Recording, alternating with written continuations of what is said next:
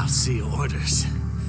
I've orchestrated mass murder, all to answer the fears of a panicked populace. It was the only solution I could offer, even if that solution was a farce.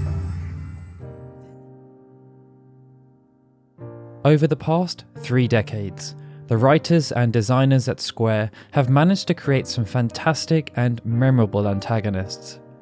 Even venturing all the way back to that original game, there are many who still hold Galenth in high regard, and in the decades that followed, villains such as Kefka and Sephiroth have transcended Final Fantasy, becoming much wider influences in the overarching video games industry. But even though the list of powerful villains associated with Final Fantasy is now quite long, with Ardyn Izunia and Emmett Sulk standing as 2 of the most recent, one game features a calculated and devious antagonist that is often overlooked, and that game is Final Fantasy XIII. Arriving as the first Final Fantasy to appear on high-definition consoles, there was a significant amount of expectation surrounding Final Fantasy XIII when it launched.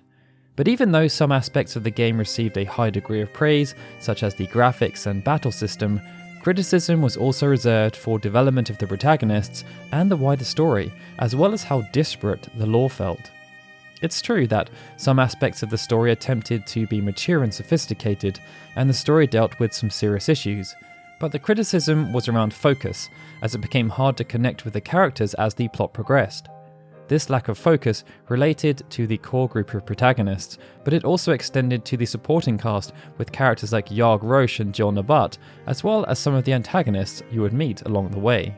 And it's why Barthandelus struggled, as even though there was a presence, that really was no less consistent than other villains in the past, and his ambitions weren't too dissimilar, something just didn't click, and it has led to Barthandelus and his alias Galenth Dysley fading into the shadows, while other villains have stepped up to make a name for themselves. But that's not to say that Barthandelus was a bad villain, despite those critiques. If anything, he was a fantastic villain, and it's no doubt why Logan Nijay, who is an Onion Knight supporter on Patreon, wanted us to construct a video talking about why Barthandelus deserves a second chance. What else does one do with tools?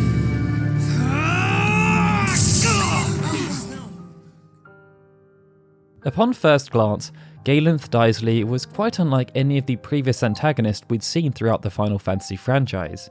Instead of coming into power by taking part in a ruthless conquest or by displaying egregious abuse of power and becoming a dictator, by all accounts, Dysley was a man of the people. And as such, Dysley was democratically elected as Primarch, Cocoon's equivalent of Prime Minister or President. Throughout much of what we saw of Dysley in earlier parts of Final Fantasy XIII, this facade of him being a kind and caring leader was quite convincing. We saw Dysley address the populace after the dust had started to settle, where he lamented the necessity of the purge. But Dysley was also resolute, and promised to keep working with the façade Eden to keep the citizens of Cocoon safe from those who wished to cause them harm, such as the new Pulse l'Cie, who were portrayed as a threat to society. Based on their perception of l'Cie and Pulse, the populace appreciated this approach, and according to the news network, 70% of citizens would have supported even harsher measures. But that was only because none of them knew the truth about what was going on. That Galenth Dysley was nothing more than a grand deception that was just the latest step in a plan that was 7 centuries in the making. After being abandoned by its maker, Lindsay, Barthandelus, as a Cocoon façade, wished to be reunited.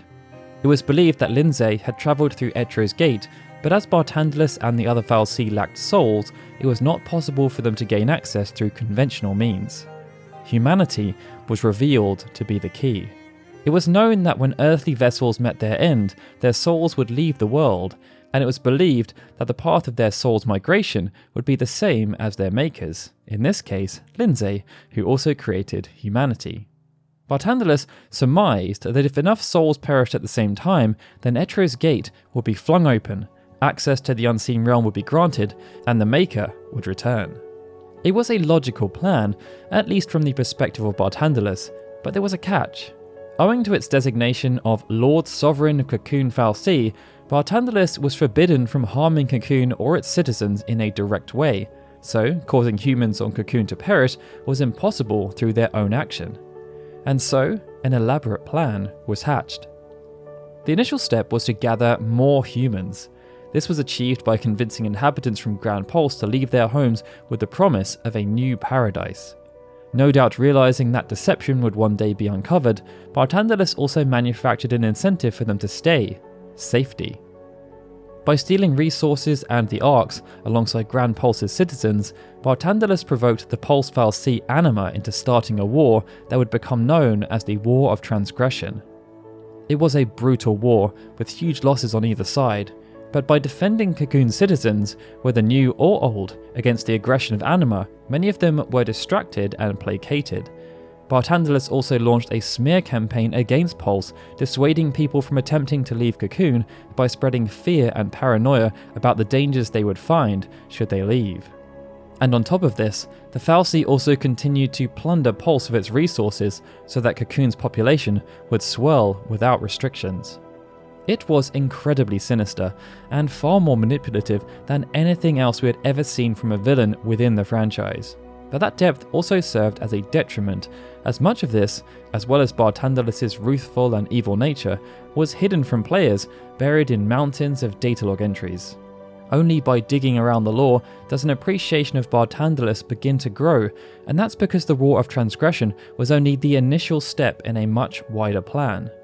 After seeing the strength of Ragnarok, the mythical beast that was wielded by anima as a weapon of great power, Barthandelus had its two crystallized vessels, Vanille and Fang, brought to Cocoon in secret. The hope was that if the long-term manipulation of Cocoon went to plan, Ragnarok would follow through with its initial purpose of destroying Cocoon in one foul swoop, along with all the humans who resided there. Over the next few centuries, Barthandelus watched and waited as the citizens of Cocoon prospered and the population swelled, and when the time was right to take more direct action, Barthandelus assumed the identity of Galenth Dysley so that he could more easily manipulate the citizens of Cocoon while also gaining absolute control over its entire military. Barthandelus used this power to then influence and orchestrate everything that happened from the beginning of Final Fantasy XIII right up to its conclusion, and most of the time the player and the protagonists were completely unaware. In the initial instance, after Lightning and her unfortunate collaborators were branded as l'Cie and given the focus of destroying Cocoon, Barthandelus ensured that countless PSICOM operatives were thrown in their path. PSICOM believed, as a result of the Great Manipulation, that the l'Cie were dangerous to the safety of Cocoon and needed to be purged no matter what. But the truth was that Barthandelus issued this command not to try and defeat the l'Cie, but so that they could practice with their newfound powers and become more comfortable with them. Barthandelus also branded Cid Raines as a l'Cie so that he could not interfere with his plans, giving him instead the focus of guiding the l'Cie and helping them to achieve their focus. And when things were not quite progressing along with Barthandelus' liking, he would take more direct action by initiating a confrontation, but he would then lose that confrontation on purpose so that the party would be motivated to continue. Barthandelus even destroyed the cavalry, the might of Cocoon's military, so that they might serve as a ploy and lure the l'Cie to Orphan's Cradle, and when inside, the manipulations continued yet further, as when the l'Cie refused to fulfill their focus and Etra intervened, Barthandelus forced their hand again before willingly being assimilated by Orphan. The l'Cie, thanks to Etra's intervention, were then able to fight against their focus without turning into Seath, and this enabled them to save Cocoon as opposed to destroying it, something they thought had ended Barthandelus' plans. But even though Barthandelus was no longer around, the path was still laid down for the opening of Etra's Gate, as everything within the realm had become too destabilized. We saw pockets of this throughout Final Fantasy XIII too, and by Lightning Returns this led to the creation of Nova Chrysalia, and by the conclusion of that game, following intervention from another god called Benevelza and a significant contribution from Lightning, the Unseen Realm was indeed accessed as a huge amount of souls were sacrificed. It didn't quite happen as Barthandelus intended, as Benevelza was then defeated and replaced by Caius, and a whole new world was created. But in some way, through significant amounts of maniacal scheming and methodical planning, Barthandelus did kind of succeed with that original objective. And when you sit down and appreciate it, Barthandelus can only be seen as some kind of evil genius. It should also be noted that Barthandelus had motives that were quite unorthodox compared to what we were used to. The quintessential Final Fantasy villain was looking to become the ultimate overlord who had dominion over everything, or nothing in some cases. And in terms of motivation, some were just hell-bent on watching the world burn for no specific reason, while others wanted to numb the pain or end suffering. This would often lead to some kind of crusade that would involve genocide. And in that regard, Barthandelus was at least aligned, but the motivation was quite different, as the objective was to be reunited with its creator. Looking back, it's a shame that much of the delivery of Barthandelus' character wasn't more clear and concise. We often learnt about finer plot points to third parties in scenes that often divulged lots of other information, and even when Barthandelus or Galenth Dysley did appear, there was no real attempt to make the player aware of the wider gambit. Instead, we were treated as pawns, just as the protagonists were, up until the conclusion.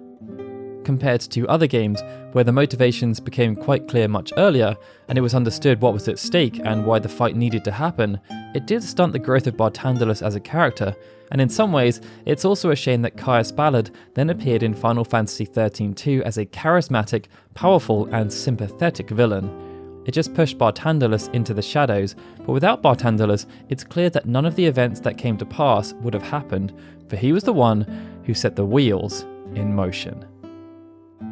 And with that, we are at the conclusion of this video. I hope after watching you have gained a deeper understanding of Barthandelus, an often overshadowed antagonist when placed alongside contemporaries from the main series games. I'd also like to thank Logan Nijay for suggesting that we take a look at this topic with a closer eye, so thanks Logan! As always, let us know in the comments below how you felt about Barthandelus and Galenth Dysley, and if you enjoyed the video, please be sure to hit that like button and subscribe to our channel. Alright guys, this is Daryl signing out. I'd like to extend a big thank you to all of our Patreon and YouTube membership supporters, especially Raining Eckham, Logan Nijay and Benjamin Snow, who are super special Onion Knight supporters, and of course, a big thank you to everyone for watching this video. I'll see you all again soon for more Final Fantasy goodness.